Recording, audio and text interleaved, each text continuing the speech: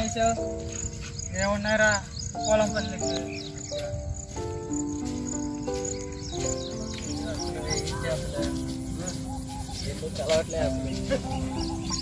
ఏ మావా ఎంతసేపు ఈ పొలాలు గట్లేనా? అలా బయటికి వెళ్ళి ఎంజాయ్ చేద్దాం రా మావా. మీరు బయటికి వెళ్ళి అన్నిటి ఆనందం, నాకు ఈ పొలం పనులు చేస్తేనే ఆనందం రా.